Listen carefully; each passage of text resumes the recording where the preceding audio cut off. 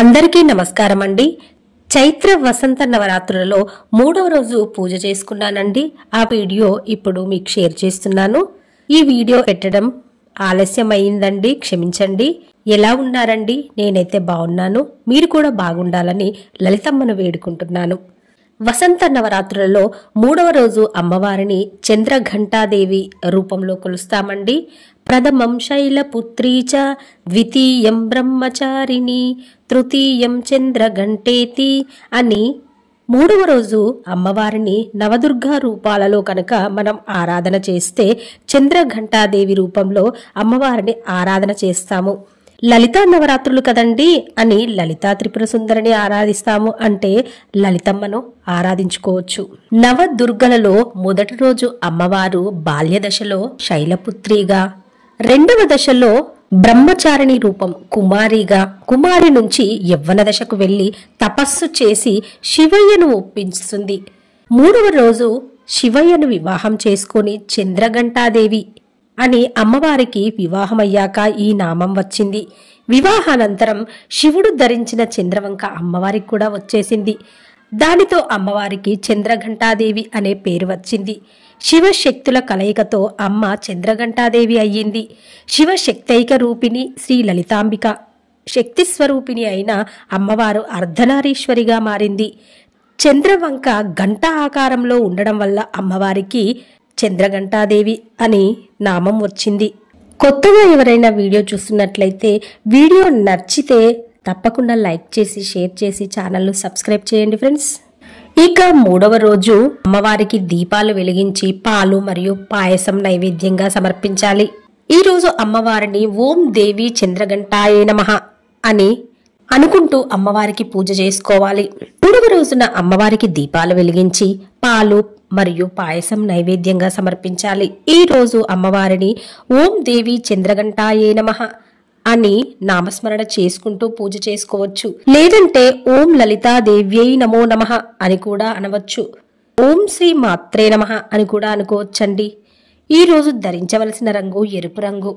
ఎరుపు రంగు శక్తి మరియు అభిరుచిని సూచిస్తుంది కాబట్టి ఈ రోజున ఎరుపు రంగు వస్త్రాలను ధరించి ఎరుపు రంగు పూలతో అమ్మవారిని పూజిస్తే చాలా మంచిది.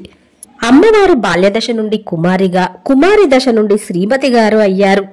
ఇక శ్రీమతి వివాహితురాలైన బాధ్యతలను నెరవేర్చడానికి సిద్ధంగా ఉంది. అమ్మ 10 చేతులు కలిగి ఉంటుంది. ఈ రూపంలో ఖడ్గం, శూలం, వివిధ రకాల అస్త్ర శస్త్రాలను ధరించి ఉంటుంది అమ్మ. ఎందుకంటే వివాహమయ్యాక భర్త, సంసారము, అత్తమామలు అన్ని బాధ్యతలు ఉంటాయి, అన్ని పనులు చెయ్యాలి.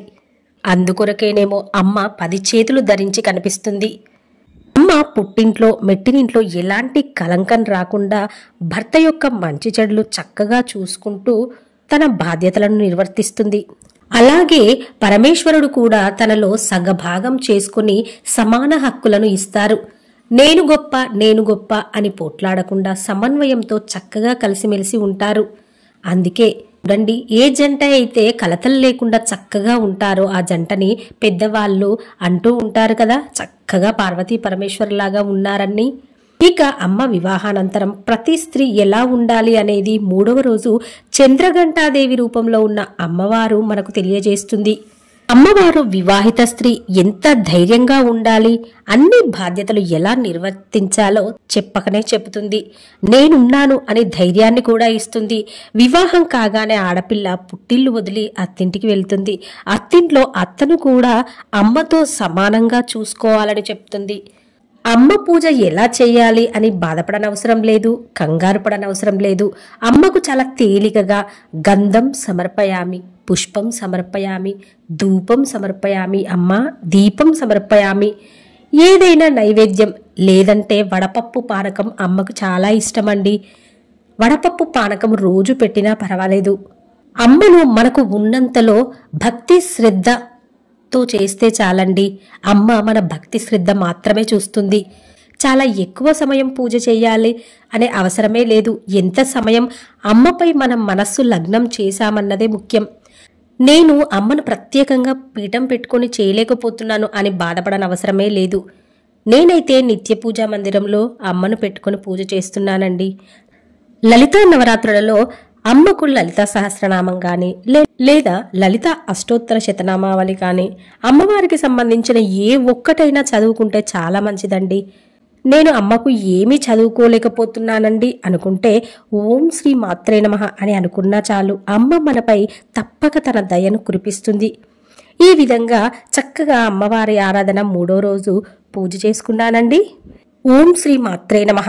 మీకు ఈ వీడియో నచ్చినట్లయితే లైక్ చేయండి, షేర్ చేయండి, ఛానల్ని తప్పకుండా సబ్స్క్రైబ్ చేసుకోండి. అలాగే మరవకుండా బెల్ బటన్ యాక్టివేట్ చేసుకోండి ఫ్రెండ్స్. అప్పుడే నేను చేసే ప్రతి లేటెస్ట్ వీడియో మీ మొబైల్కి నోటిఫికేషన్ రూపంలో చేరుతుంది. ఇక 4వ రోజు పూజతో నెక్స్ట్ వీడియోలో కలుద్దామండి. ఉంటానండి. Thank you for watching.